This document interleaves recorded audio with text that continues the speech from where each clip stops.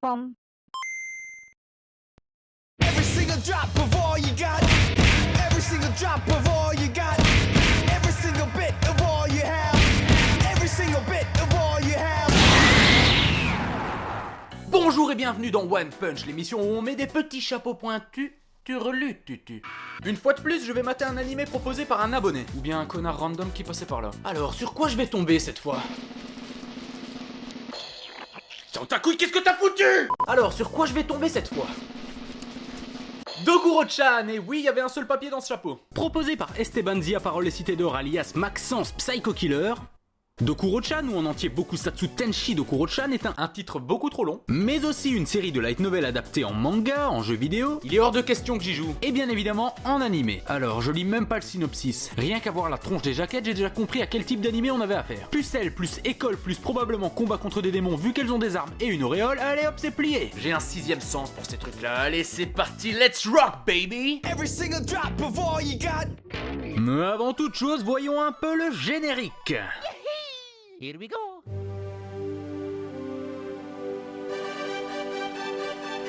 Je plaisante. Stop, rien du tout, Pipiroupi, c'est bon, ça me saoule, je passe. L'épisode commence de manière somme toute originale et inventive avec le personnage principal, Sakura, qui revient de l'école accompagné de sa petite camarade à couette. Bye bye, Sakura-kun. Oh, c'est trop mignon. Tellement mignon que ça me donne envie de vomir. Ensuite, Sakura rentre vite chez lui, monte les escaliers, ouvre la porte de sa chambre et tombe sur ça. Stop, ça suffit, animé de merde. It's time to stop. J'ai vu ce genre de scène 1 milliard de fois dans toute mon existence et c'est probablement un des clichés les plus insupportables qui existent. Y a pas de surprise, on sait tous très bien comment ça va finir. Elle va le gifler alors que bordel c'est elle qui est à poil dans sa chambre. 2 minutes après, elle va encore faire sa poufiasse, faire passer l'autre débile pour un pervers, le regifler. Est-ce que ça serait trop demandé d'être original juste une fois dans vos putains de vies? Allez, mange-toi une baffe qu'on puisse continuer.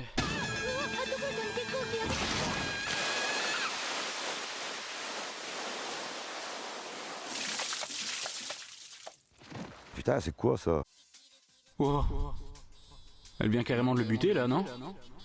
J'aurais peut-être dû fermer ma gueule pour une fois.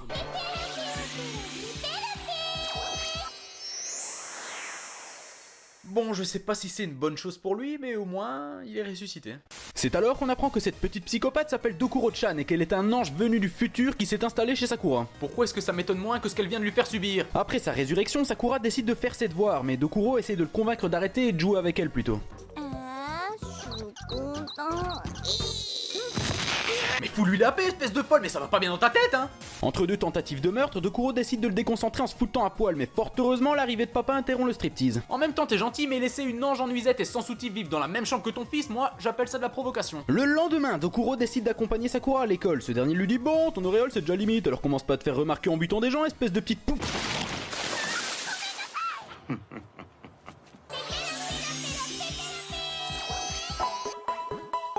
Une fois arrivé en classe, les soi-disant camarades de Sakura décident de le tabasser parce qu'il a la chance de connaître une jolie fille manifestement. S'il savait ce qu'il doit subir avec elle, il le foutrait la paix.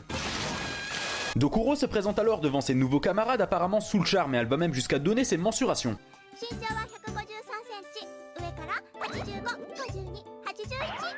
D'ailleurs, le professeur lui présente ses compliments à ce sujet.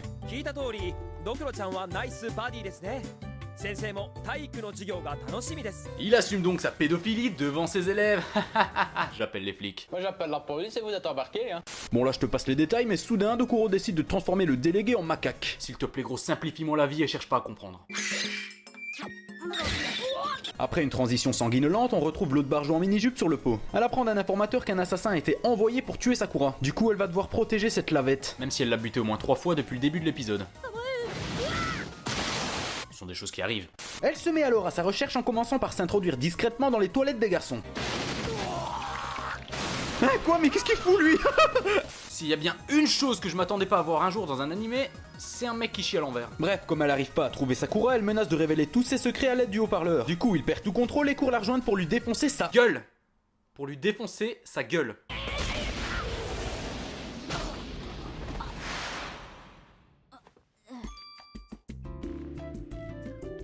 Elle a une auréole, vite, casse-toi. Je te l'avais dit, enfoiré. Ce nouvel ange du futur, c'est Sabato. Elle s'apprête à tuer Sakura avec un bâton électrique, mais heureusement, Dokuro-chan vient à sa rescousse en le tuant. Voilà donc Pipiroupi. Ensuite, en ouvrant les cuisses, la blonde arrive à convaincre Sakura d'enlever l'auréole de la petite peste à couette, ce qui provoque chez cette dernière une diarrhée angélique explosive.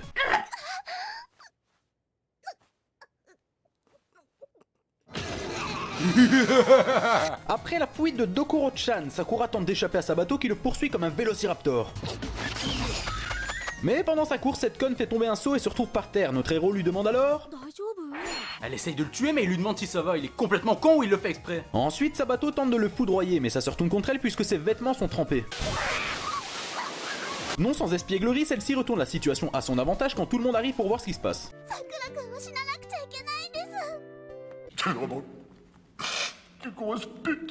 Il a vraiment une vie de merde ce type, à côté de lui, Kenny dans South Park c'est un chanceux. Hein.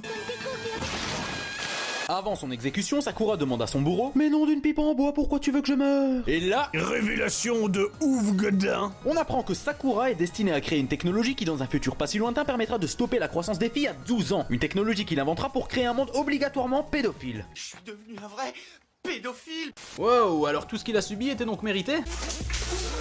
Et oui, c'est pour ça que Sabato veut le buter, c'est pour changer le futur, et quant à Dokuro-chan, elle fait tout pour qu'il ne crée jamais cette technologie en l'empêchant d'étudier ou de faire ses devoirs par exemple. Même si j'ai encore du mal à piger comment les études pourraient transformer quelqu'un en pédophile. Mais peu importe, puisqu'apparemment ça n'étonne aucun de ses camarades.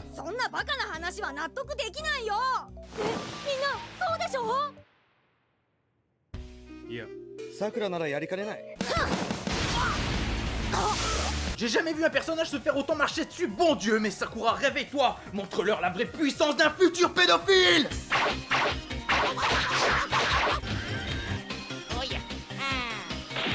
Suite à ce combat titanesque Lolilol, le futur violeur d'enfants s'excuse devant une Dokuro-chan vidée de toute matière fécale. Je t'ai mal jugé, lui dit Mirai pédophile tout en lui tendant son auréole. Ce n'est pas grave, lui répond alors l'ange meurtrier. Et puis elle lui explose le crâne! Bokusatsu Tenshi Dokuro-chan, tu vas prendre 2 points dans ta gueule, c'est tout. Parce que artistiquement, on est vraiment au fond du panier. Le chara design, les décors, inexistants. Bon, après, c'est quand même à des années-lumière de Mars of Destruction, hein, je dis pas. Et un dernier point, parce que je comprends rien à ce que t'essayes de me raconter, t'as vraiment aucun sens. À présent, passons au bisou magique. En voilà 3. Parce que t'as vraiment aucun sens. Parce que je me suis marré plusieurs fois. Et parce que malgré ma première impression, tu t'es révélé assez surprenant comme animé. Voilà, j'espère que ma vidéo t'a plu, et si ce n'est pas le cas, eh ben va te foutre, espèce de clochard. Et oublie pas de me proposer d'autres animés à puncher avec mes kentos. Je regarde tout ce que tu m'envoies, tu sais. See you, space motherfucker.